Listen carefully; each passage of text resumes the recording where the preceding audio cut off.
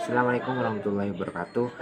Sebelum lanjut ke videonya, pertama-tama saya ucapkan terima kasih kepada Allah Subhanahu wa taala yang telah memberikan rahmat serta karunia-Nya kepada saya, dan saya ucapkan terima kasih kepada dosen pembimbing mata kuliah Ushul Fiqh, yaitu Bapak Muhammad Khalid Wardi MHI, yang telah membimbing saya dan membantu saya. Semoga beliau diberi kesehatan dan rezeki yang melimpah. Amin ya rabbal alamin. Baik, perkenalkan, nama saya Muhammad Ali Firdausi. Saya dari kelas PBSA Yayan Madura. Di sini saya akan menjelaskan tentang tema qiyas sebagai metodologi hukum Islam. Sebelum saya melanjutkan pembahasannya, boleh dari kalian untuk like, comment, and subscribe channel ini supaya channel ini lebih berkembang ke depannya. Terima kasih.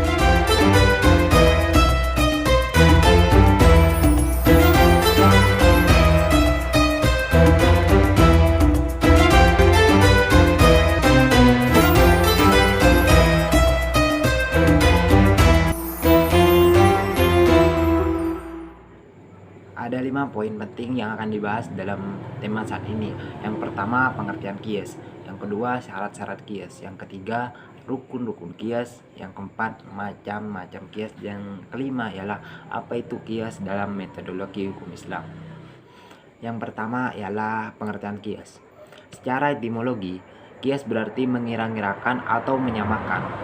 Mengkiaskan berarti mengira-ngirakan atau menyamakan sesuatu terhadap sesuatu yang lain. Sedangkan secara terminologis, menurut ulama usul fiqh, qiyas adalah menyamakan sesuatu yang tidak ada nas hukumnya dengan sesuatu yang ada nas hukumnya, karena adanya persamaan ilat hukum. Dalam redaksi yang lain, qiyas adalah menyamakan suatu hukum dari peristiwa yang tidak memiliki nas hukum dengan peristiwa yang sudah memiliki nas hukum, sebab adanya persamaan dalam ilat hukumnya. Untuk poin yang kedua ialah syarat-syarat qiyas. Syarat-syarat qiyas terbagi menjadi 3, yaitu asal, far'un, dan ilat. Apa itu asal? Adanya asal harus lebih dahulu dari far'un. Asal sudah memiliki hukum yang ditetapkan dengan nas. Sedangkan far'un, yaitu syarat yang kedua, tidak ada cabang boleh terlebih dahulu daripada asal. Contoh dari far'un, wudu tidak sah dikiaskan dengan tayamum, karena perintah wudhu lebih dahulu dari tayamum. Cabang tidak memiliki ketentuan hukum sendiri. Bila nas datang untuk cabang, maka dikiaskan menjadi batal. Untuk syarat yang ketiga ialah ilat. Ilat harus tetap berlaku, manakala ilat harus ada hukum, dan tidak ada hukum bila tidak ada ilat. Ilat harus berpengaruh terhadap hukum, artinya hukum harus terwujud ketika terdapat ilat. Misalnya, ilat memabukkan menjadikan haramnya minuman keras. Ilat harus terang dan tertentu. Misalnya, menjadi ilat bolehnya mengqosor sholat. Ilat tidak berlawanan dengan nas. Bila terjadi ilat menghasilkan hukum yang berlawanan dengan nas, maka nas yang didahulukan. Untuk poin yang ketiga ialah rukun-rukun qiyas. Rukun-rukun qiyas yaitu ada 4. Yang pertama, qiyas al-aslu. Qiyas al-aslu adalah sumber hukum yang berupa nas-nas yang menjelaskan tentang hukum atau wilayah tempat sumber hukum. Contohnya, pengharaman ganja sebagai qiyas dari minuman keras adalah keharamannya, karena suatu bentuk dasar tidak boleh terlepas dan selalu dibutuhkan. Yang kedua ialah qiyas al-far'u. Qiyas al-far'u adalah sesuatu yang tidak ada ketentuan nas. Fara' yang berarti cabang, yaitu suatu peristiwa yang belum ditetapkan hukumnya, karena tidak ada nas yang dapat dijadikan sebagai dasar. Yang ketiga ialah qiyas al-hukum.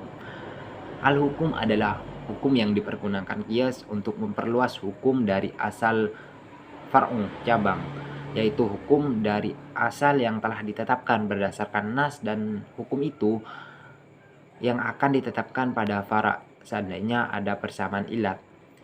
Yang keempat ialah qiyas al-illah, yaitu sifat, yaitu alasan serupa antara asal dan far'u, yaitu suatu sifat yang terdapat pada asal. Dengan adanya sifat itulah asal mempunyai suatu hukum. dan dengan sifat itu pula terdapat cabang disamakan dengan hukum asal. Untuk poin yang keempat ialah macam-macam dari pembagian kias. Pembagian kias terdiri dari dua, yaitu kias aulawi dan kias musawi. Apa kias aulawi? Kias aulawi yaitu kias yang berlakunya hukum pada furu lebih kuat dari pemberlakuan hukum pada asal karena kekuatan ilat pada furu. Kias musawi yaitu kias yang berlakunya hukum pada furu sama keadaannya dengan berlakunya hukum pada asal karena kekuatan ilatnya yang sama.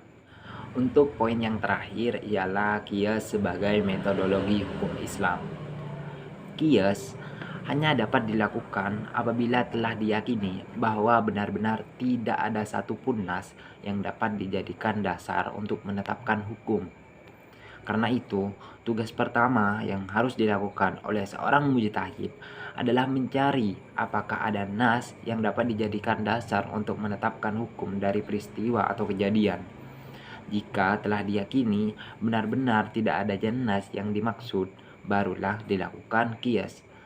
Para ulama usul fiqh mengemukakan sejumlah syarat ilat yang dapat dijadikan sebagai sifat dalam menentukan suatu hukum. Di antaranya ialah sebagai berikut. Yang pertama, yaitu ilat mengandung motivasi hukum. Yang kedua, ilat itu adalah suatu sifat yang jelas. Yang ketiga ialah ilat itu dapat diukur dan berlaku untuk semua orang. Berlaku untuk setiap orang dan keadaan. 4. Ilat itu tidak bertentangan dengan nas atau ijma. Yang kelima, ilat itu tidak datang belakangan dari hukum asal, maksudnya hukumnya telah ada, baru datang ilatnya. Qiyas merupakan salah satu bentuk ijtihad dengan cara menganalogikan hukum syara dengan perkara lain karena mempunyai kesamaan ilat hukum. Kehujaan qiyas menempati urutan keempat dalam menetapkan hukum setelah Al-Quran, Sunnah, dan Ijma.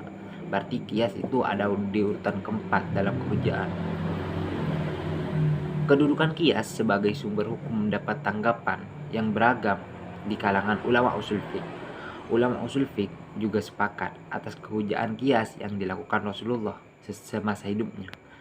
Adapun perbedaan mereka adalah dalam hal penggunaan qiyas, yaitu terhadap hukum syariah yang tidak ada nasnya secara jelas dan tepat.